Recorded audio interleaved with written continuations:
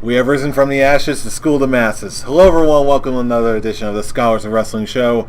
I am your man behind the microphone and your current reigning and defending Scholars of Wrestling champion, Scholar Jeff. To my left is the Schwippervescent Scholar Brian. How are you Big doing? words, yay! Big Hello. words, probably fake. Doesn't matter. It all works. Yes, ladies, gentlemen, others, and friends, welcome to the Scholars of Wrestling Show, where we rise from the ashes to school the masses. And boy, it's time to come back again. It's time for Elimination Chamber, and an historic one at that. Is it? Is it really? Yes, as a matter of fact, it is. Yes, the modern age I of understand. the women's tag team titles and so much more. I understand that the tag team titles are being decided in an Elimination Chamber match, which is all well and good. Mm-hmm. But this is the problem with the WWE as of right now. Okay.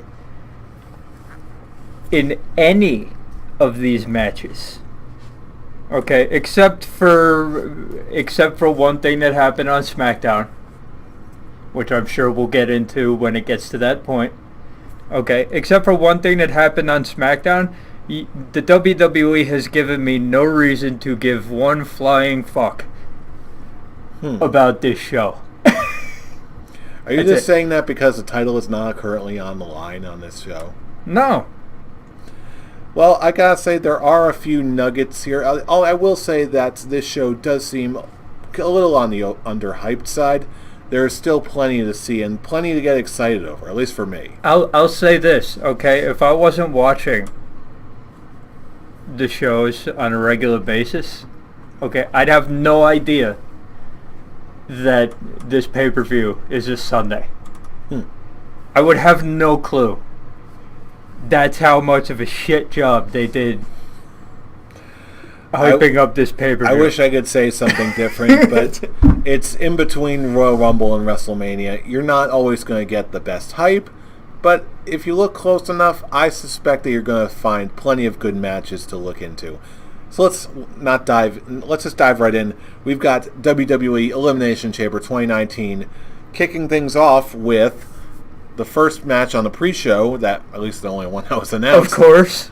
Buddy Murphy versus Akira Tozawa. Cruiserweight title, of course. You would think that, hey, maybe, okay, the card's a little light for the show. Maybe it could get on the main show. But no, it's the Cruiserweight title. It's on the pre-show. And hey, guess what?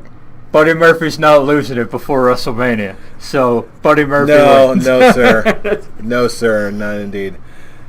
I still say that they're going to add up to something with some degree of payoff with Buddy Murphy.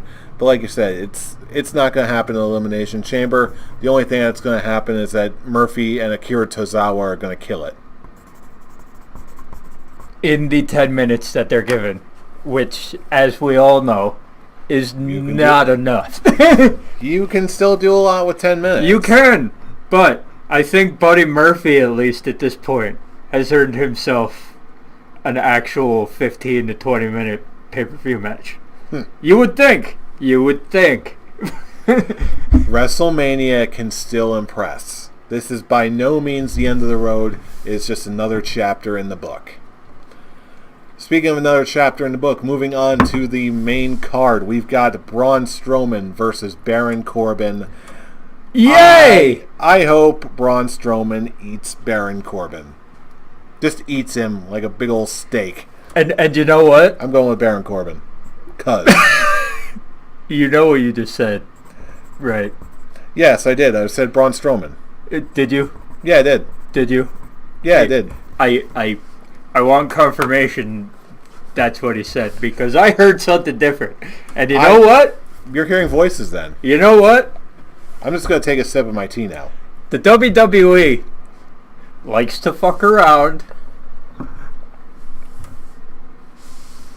And if they were going to, I believe it would be this match. Because there's no reason for this to be here.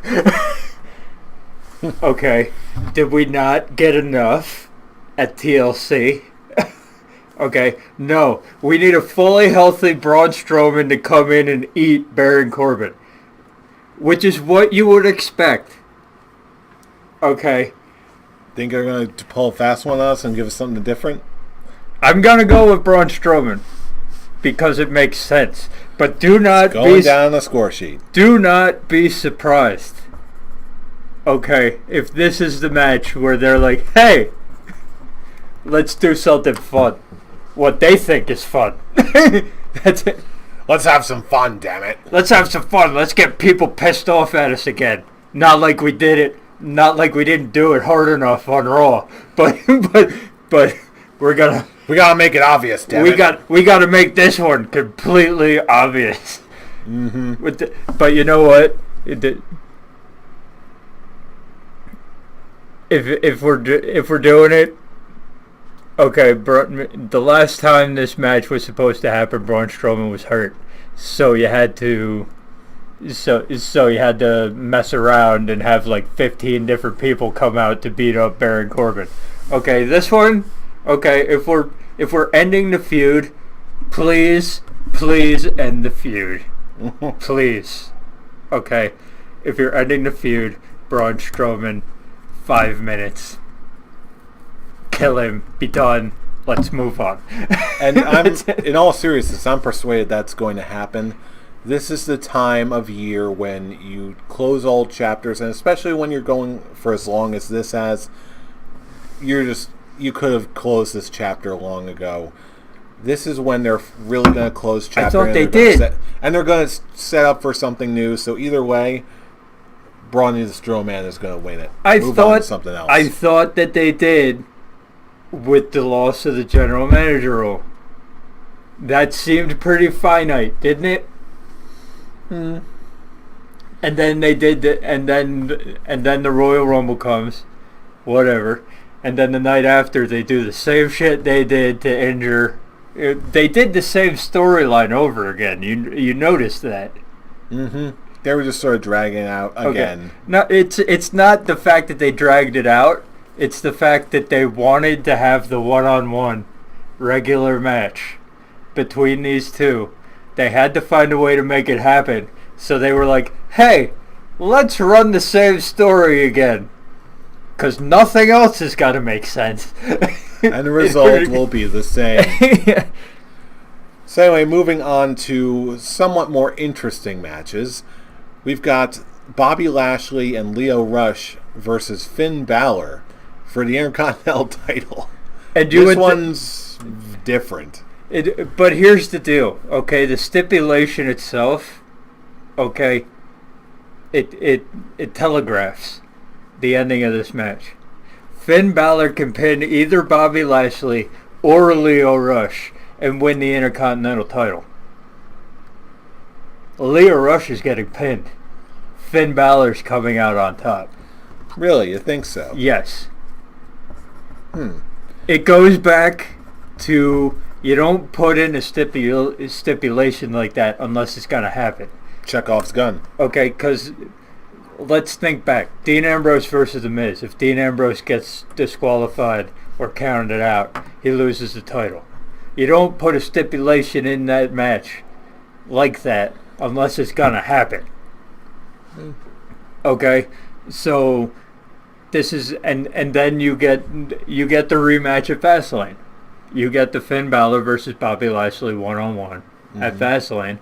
You move on, whatever happens there. You get the multi-man match that you always get for the Intercontinental title at WrestleMania. So, if you're going to put in a stipulation that either one can get pinned, okay, what's the point of putting in that stipulation if the two of them are just going to beat Finn Balor? I'll tell you. It's because you can set up for false hopes when the good guy is eventually crushed, because he's going to go on to win the title later on at a bigger event, aka WrestleMania. I don't think they do. I would. They don't do singles matches for the Intercontinental title anymore at WrestleMania. Who said it was going to be a singles match? This could very easily be a multi-man match where they just continually stack up the odds against whoever the winner is going to be. No, it also goes back to, okay, they're obviously building up Finn Balor. Okay, after what he did with Brock Lesnar. Okay, and if the stipulation wasn't what it was, if it was just a regular handicap match,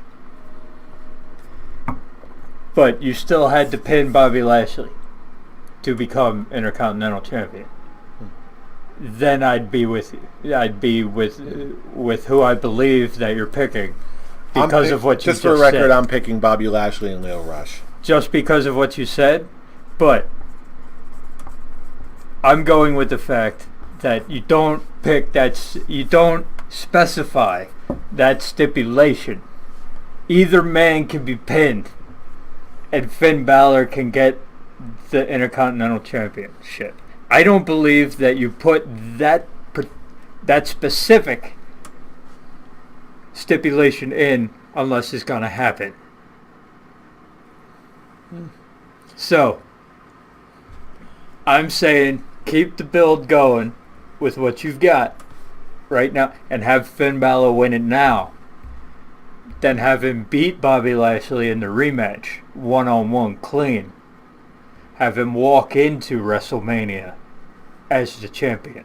I think that's a bigger rub at this point with what you got, with what you started building up at Royal Rumble. Finn Balor took Brock Lesnar to his limits. Did he really? He'd certainly in storyline terms, yes. Did he really? I don't know. But if you're going to build it up that way, okay, keep it going. Don't bog him down. Don't make a stipulation and make it so that he overcomes the odds right now. Wins the title, pins Leo Rush, doesn't pin Bobby Lashley right away. So Bobby Lashley still has the rematch clause. So you get the one-on-one at Fastlane. Then you have Finn Balor beat Bobby Lashley clean. At Fastlane? At Fastlane. Then you have the multi-man match that they're going to have it at WrestleMania. You have Finn Balor come out, make that long-ass walk that we know he's going to be making to MetLife Stadium. We remember how long that fucking ramp was. Okay. Quite large. So have him make that walk as Intercontinental Champion. That's where I'm going. Everything you're saying is making logical sense, but I don't know. There's still this X factor wrapped up in this match that still gives me some degree of doubt that that's going to be quite the way it goes. Just given the amount of hype, I just don't see this being one of those matches where they trigger a title change. I cannot explain in any sort of logical states why, but there's just this shred of doubt that stops me from going a full bore and picking Finn Balor to win. It's also the fact that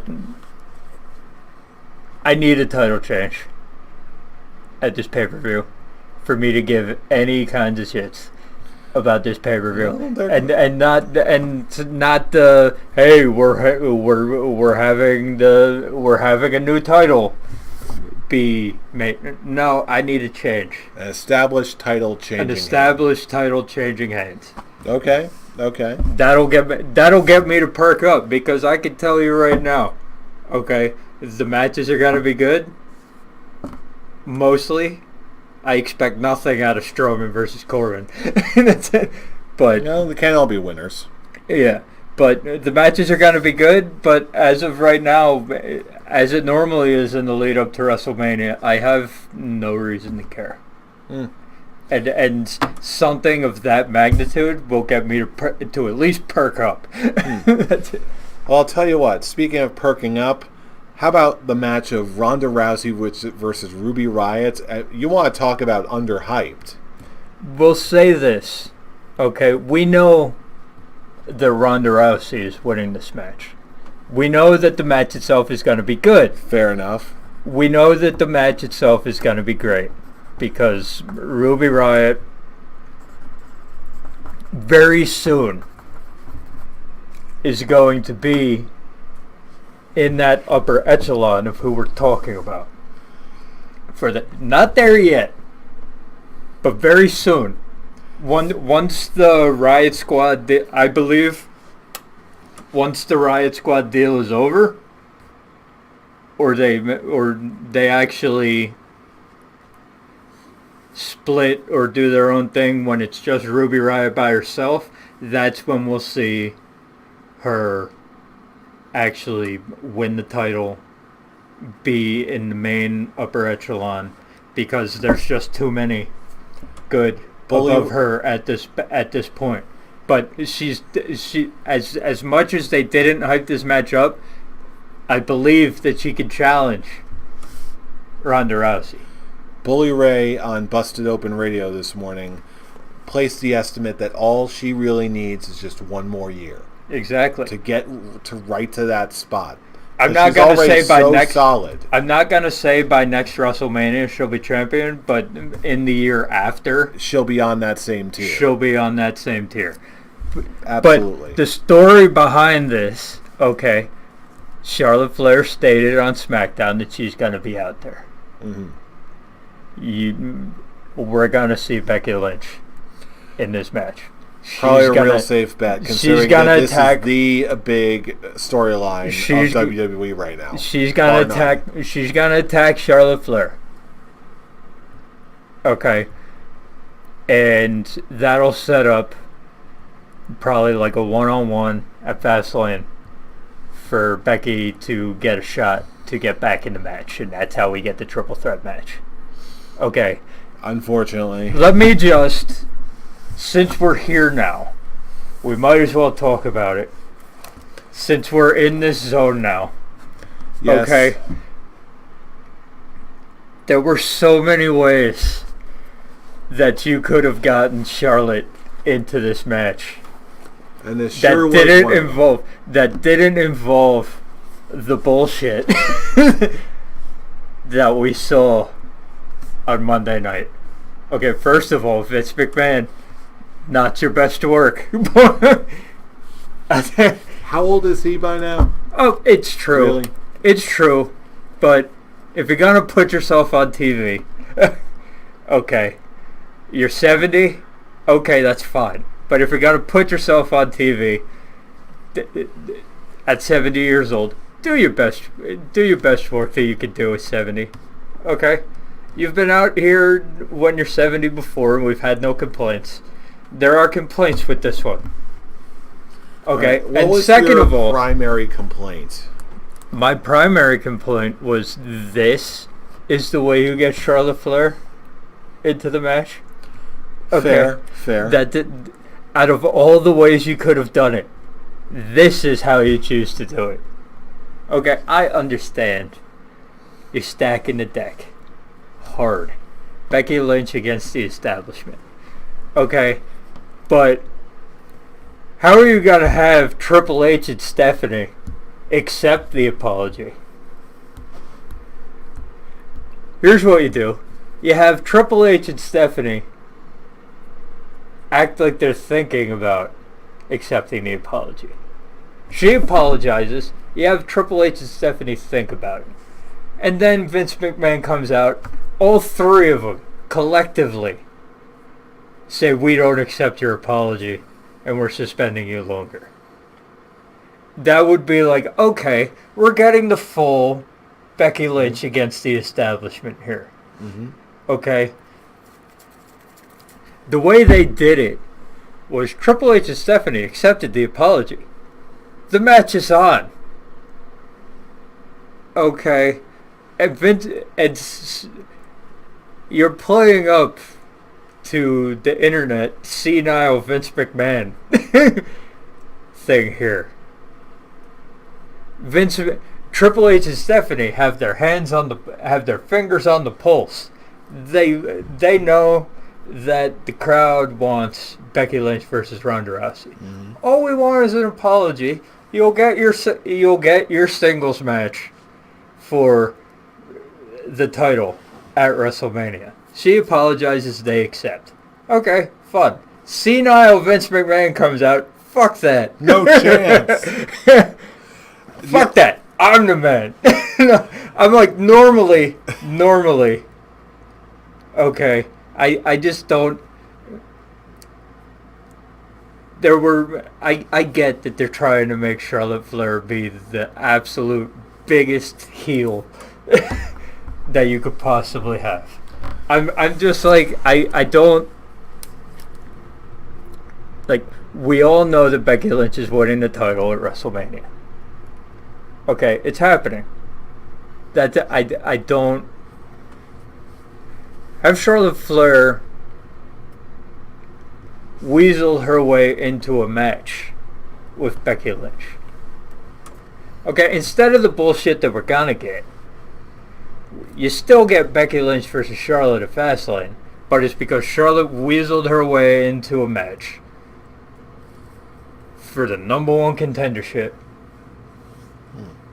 going into WrestleMania. Okay, and this it's a rehash. That's what we're getting here. It's a rehash of the Daniel Bryan storyline. That's what it is. Pretty much. And not disputing that. And of all people who don't need that, Becky Lynch does not need that. Becky Lynch is already there. Okay, what happened with Daniel Bryan was the moment that they did that was when the Yes Movement really started. Like you had the okay, he got pinned in 15 seconds deal. That got him over with the crowd, and the crowd started turning. But when the crowd started taking over shit for Daniel Bryan was when they started fucking with him around Royal Rumble time. So they're doing the same shit here. It's a classic move at this point. It's a classic. They did it to Daniel Bryan. They did it to Stone But Cold. here's the deal, okay? They did it to Stone Cold, but it was organic. Because Stone Cold had been fucking with the boss for a long time. He'd been messing with Vince McMahon for a long time, so you knew that was going to go down. Daniel Bryan, B-plus player. With it, so you knew that was going to go down. Okay, Becky Lynch. What? She's not screwing with the establishment. She's just taking over shit. Okay, so you need a different story to go with that. Instead of what we have here. And it's weird how they did it. It's not full. It's not a full Becky Lynch versus the establishment. It's Becky Lynch versus Vince McMahon. If it was Becky Lynch versus everybody. Okay, Becky Lynch versus Stephanie McMahon. Becky Lynch versus Triple H. That's where I thought we were going with this. Becky Lynch with versus Triple H. No, Becky Lynch versus everybody. Everybody. Because of what they were doing last week. I was like, okay, we're getting a Becky Lynch versus the establishment here. But if that was what was happening, then they shouldn't have had Stephanie McMahon and Triple H accept the apology. I'll tell you what, though. I actually didn't mind that quite as much. When I was disappointed, I was more like, really? They're going to go in this direction? They're actually going to make a triple threat? That's what I was most disappointed when Triple H and Stephanie actually just accepted the apology, true to their word, and then just left. And then Vince McMahon came in, the stubborn old man, the other side of the family who is just so set in their ways and just goes beyond them all and just does something stupid like this. I didn't like the result, but I didn't mind the way that we got there. I'm I'm completely on the opposite end of the spectrum. And I still see that too. Because I've said from the beginning, I don't mind it being a triple threat match as long as we get the right result. Mm-hmm. Okay, Becky Lynch has earned her win here. Mm-hmm. Okay, so I don't care if Charlotte's in the match. I don't like how we got here. Fair There was a better way to do this. Okay. Fair enough. If you Charlotte Flair weasels her way into a number one contendership match. Okay, and that's how we get to Fastlane. Instead of the bullshit that we're gonna get here, that's gonna take away from the match here. Because it's gonna happen during the match. You know this. You're not wrong. So Ruby Riott is just a rando here. Ruby Riott is there to look good in the presence of Ronda Rousey. But here's the problem. She absolutely will. If a ton of the match is focused on Charlotte Flair and Becky Lynch outside of the ring, she's not going to look good here. And that's the thing, though. That's my problem. And I'm not convinced that will necessarily be the case. At least not, I am convinced. At least not as quickly as you seem to think it will. She'll get her time. Okay, she'll get her 7 minutes or whatever to hang with Ronda Rousey. Mm-hmm. Okay, but the whole time, just Charlotte Flair being out there. Just being out there. Just from what happened on SmackDown. From whatever Charlotte Flair said, it's taken the focus off of this match. Charlotte Flair is going to be out in the ring. You know that Becky Lynch is going to be lurking around. The crowd's going to know that Becky Lynch is lurking around. The crowd, I have a feeling the crowd's going to share on this match. Because they know it's the Becky Lynch syndrome. Okay, they know that Becky Lynch is around. They're not going to give a shit about anything that's going on in the ring until Becky Lynch shows her face to beat up Charlotte Flair. Okay, and then maybe afterwards, in the 2 minutes that's going to happen after this, where Ronda Rousey gets her win, okay, they're going to care. Okay, and at that point, Ruby Riott's going to be done. All of Ruby Riott's offense is going to be before the Becky Lynch and Charlotte Flair showdown happens, when nobody cares. When everyone's looking around the arena trying to figure out where Becky Lynch is. Where's Becky? Yeah. She'll also be louder, angrier, and have access to a time machine. So that's what really did it. Okay, because as soon as they entered Charlotte Flair into the match, I was like, she's gonna say something on SmackDown. She's gonna come. I know how the WWE works. Okay, she's gonna come out to watch. Like, I called everything that Charlotte Flair said on SmackDown. As soon as I saw what happened on Raw, I was like, she's gonna come out. She's gonna say she's gonna be at ringside for the match at the pay-per-view. That's how Becky Lynch is going. That's how they're gonna start their build up to Fastlane for Becky Lynch's chance to get unsuspended and get back in the match. Okay, and it's going to take away from Ruby Riott's opportunity. We knew she was going to lose, no matter how no matter what was going on with the match. But now you're taking away from the match itself, and that was my real disappointment. Like, I knew that Charlotte Flair was going to get into the match somehow. I was fine with that, as long as the right result is had at WrestleMania. The way they did it, okay, they could have waited until after Elimination Chamber in the build up to Fastlane. Becky Lynch is still technically on SmackDown, so there were plenty of other ways to do it. I think they picked the wrong one. Fair enough. They picked the worst possible one that they could do, and that's why they're getting the back, and that's why the WWE is getting the backlash that they're getting right now. Not because Charlotte Flair's in the match, but how they made it so she could get into the match. Fair enough. In the meantime, the card moves on. We've got Miz and Shane McMahon versus the Usos. This was actually the hardest one. Really? For me. Because... I'll tell you mine right now. Miz and Shane McMahon are going to retain. Don't know how, but they're going to... Once again, the timing is not right. Because here's the deal, though. Miz and Shane. Here's the deal, though. Okay? The Usos haven't signed new contracts yet. They're up to same time that Dean Ambrose is. Okay? The Revival, say what you want about the Revival, they were given the titles because they asked for their release. I'm sticking with that. Do they do the same thing and dangle the tag team titles? I agree with you. I'm also going Miz and Shane McMahon because there's more story to tell, and I'm not sure if they do the turn at Miz versus Shane McMahon for WrestleMania. I'm not sure if they want to do that.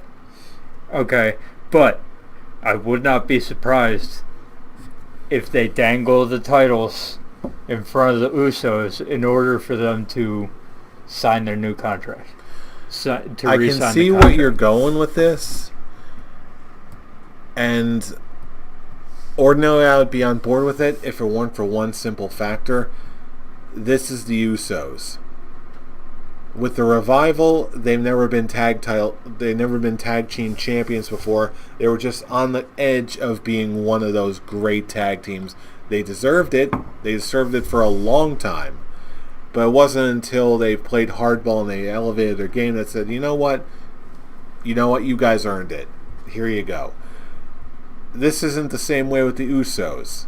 The Usos have already gotten that and been there and have held the tag titles several times over.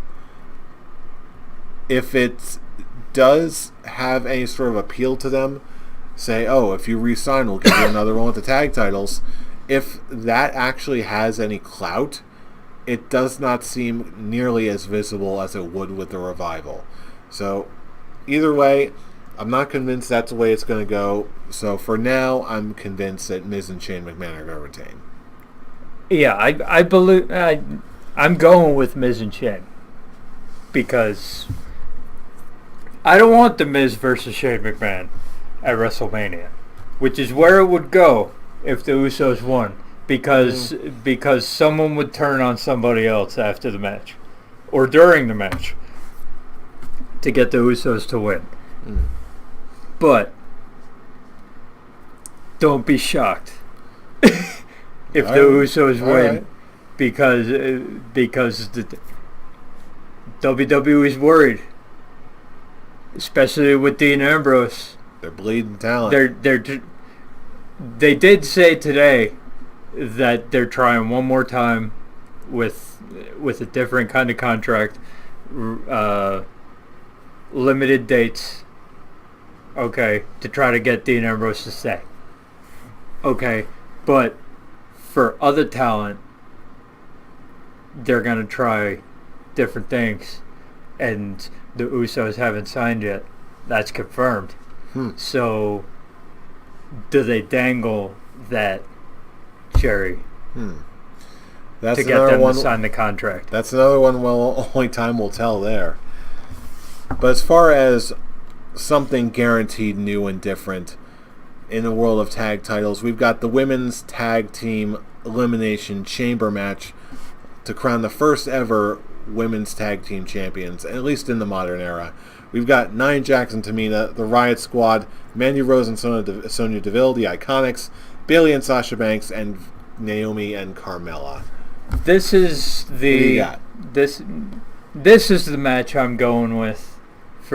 We were talking about Finn Balor versus Bobby Lashley and Leo Rush doing with the against all odds deal, and this is the match I'm going with for that kind of deal, because with Bayley and Sasha Banks with the injury and all that, and they're starting first.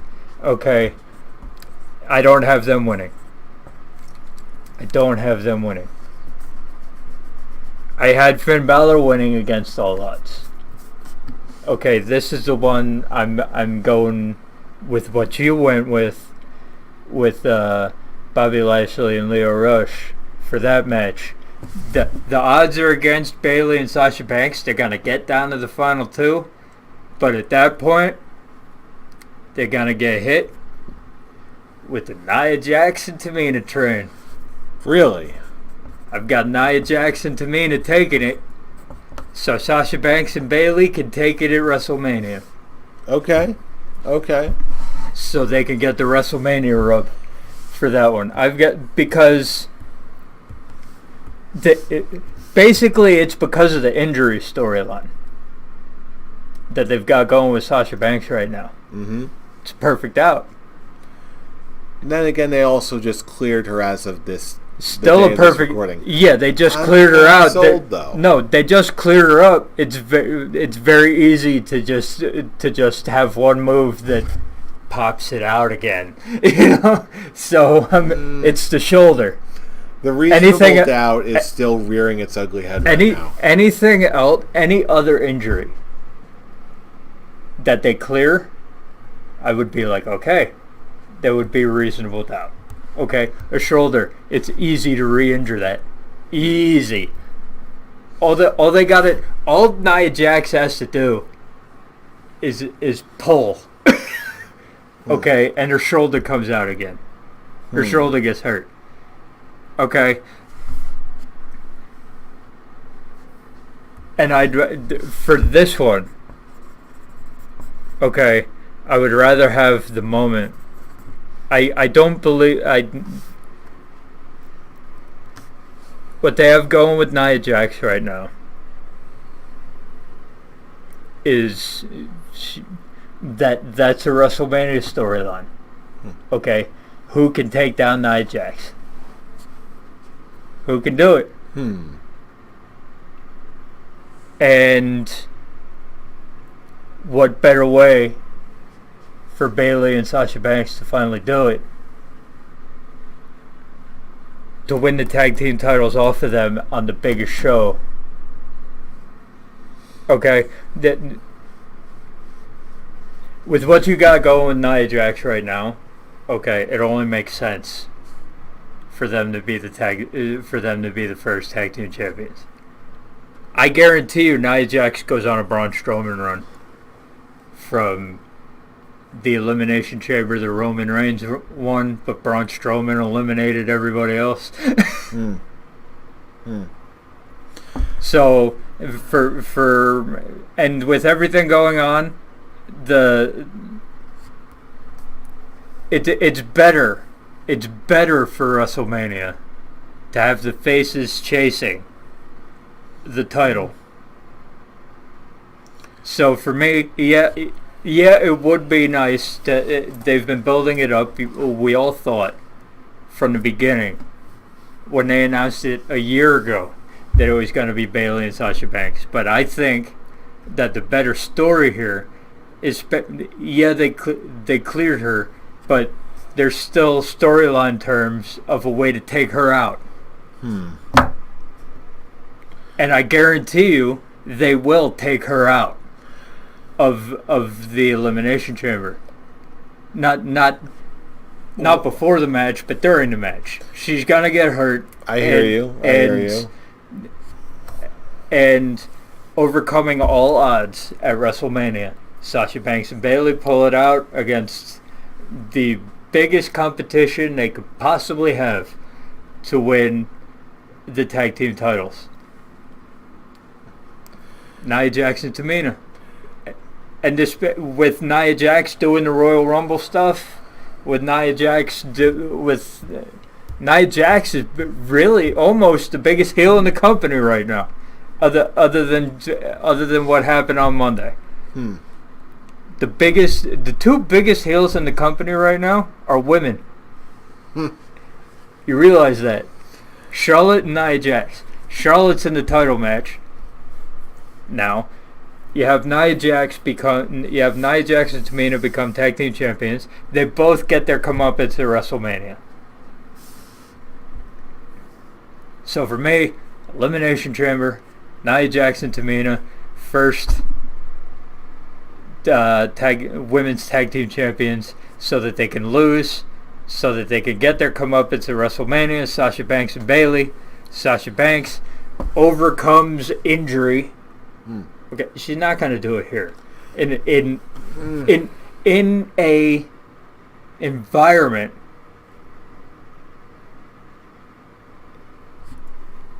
that she could easily injure that again. Okay, easily, and they start first. That's it. You're doing that whole thing where you're saying things and they're making logical sense, but you're going with your heart here. I'm gonna go with my heart. I said this. This is maybe just me just being stubborn and sticking my guns. I still have hope for Bayley and Sasha, not through any logical means other than there have been the most vocal advocates for this, but that's all I got really. Which is why, okay, they don't have to be the first ones. They don't have to. The big story here is not who the first ones are. It's who wins at WrestleMania. And I would rather have the underdog face team come in and take it. It'll be like it'll be like Hulk Hogan body slamming Andre the Giant. The two females who, when you think about it, if they were wrestling in real life, let's go that way. Okay, if they would not stand a chance against Nia Jax and Tamina. Okay, but they overcome all odds at WrestleMania, take down the meanest heels in the company as of right now, and get their WrestleMania moment that neither one of them have had. Not yet. And that's why I'm saying Nia Jax and Tamina win now. But when push comes to shove, and on the show of the Immortals, that's when Sasha and Bayley get their moment. Here's the big question, though. At the end of the night, we've got, for the WWE Championship, the last Elimination Chamber of the match of the night, Daniel Bryan versus AJ Styles versus Jeff Hardy, Samoa Joe, and newly inserted into the match, Kofi Kingston. As much as I would love, after his performance, here's my misnomer. Kofi was awesome the other night. Here's my misnomer with this, because it's confirmed that everything that went to Kofi Kingston on SmackDown was going to go to Mustafa Ali if he was able to. So Mustafa Ali... This has been confirmed? Yes. Mustafa Ali would have beaten Daniel Bryan. Mustafa Ali would have beaten Jeff Hardy. Mustafa Ali would have beaten Samoa Joe. And then Mustafa Ali would have been taken out by AJ Styles. They inserted Kofi Kingston in. That's why I think, as much as I would love it to happen, love someone new in the title picture. Okay, he's gonna be the Iron. They're gonna start him out as one of the first two. He'll probably get to the same spot that he got to in the Gauntlet match. They'll probably take him out number 4. Or he'll be the one to take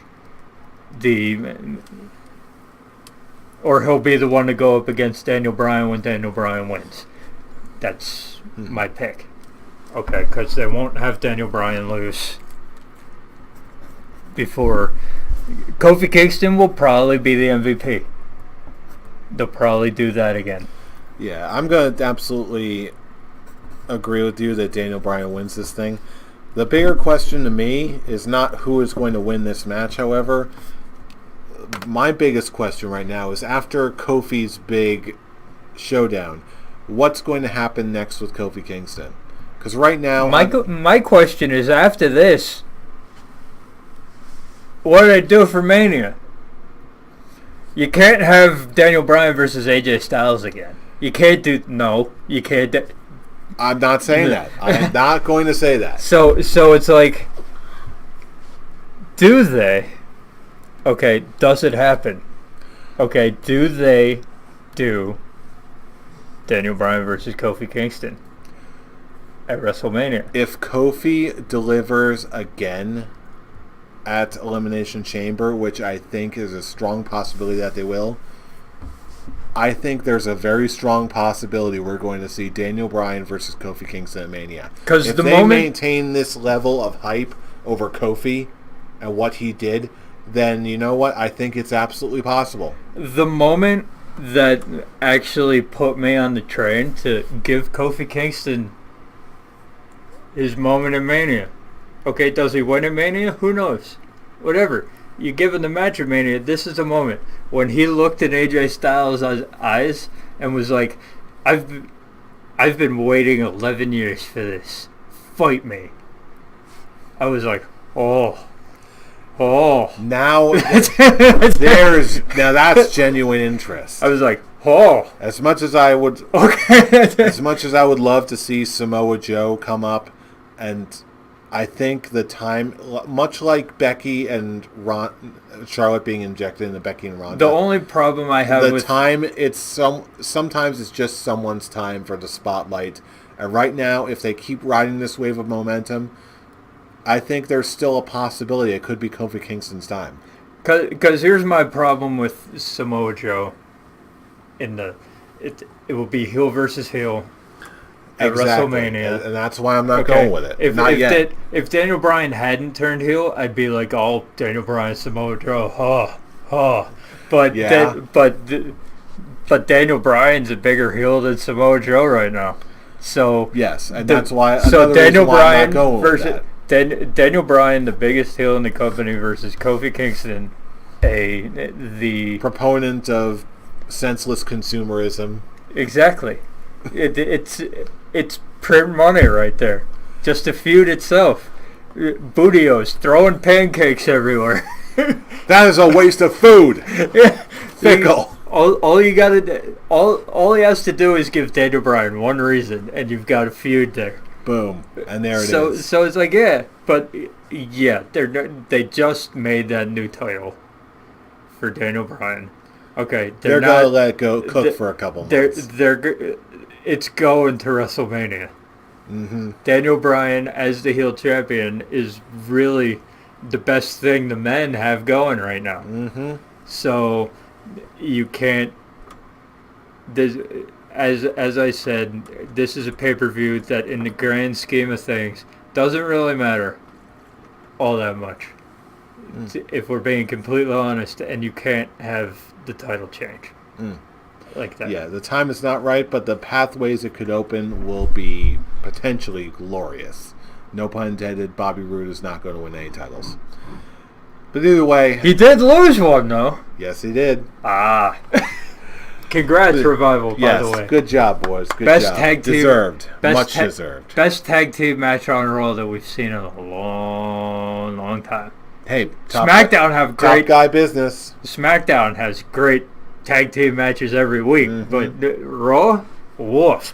So it was nice to see a good one, and to have a team actually look like they were, holy shit, we won the tag team titles. Mm-hmm. Like, we're actually exuberant about it, so that was nice to see. Yes, it was. But anyway, those are our predictions for Elimination Chamber. Now we're turning it over to you, our listening and viewing audiences. What do you think? Who's going to walk away from the Elimination Chamber pay-per-view and the matches a winner? What is the ceiling for Kofi Kingston? How are they going to approach the women's tag titles? What's going on with Ronda, Becky, and Charlotte? We want to hear from you. So, of course, you can get in touch with us all across the internet. you're joining us on Facebook, leave us a comment. If you're on Facebook, just run a search for the Scholars of Wrestling. Show us some love there.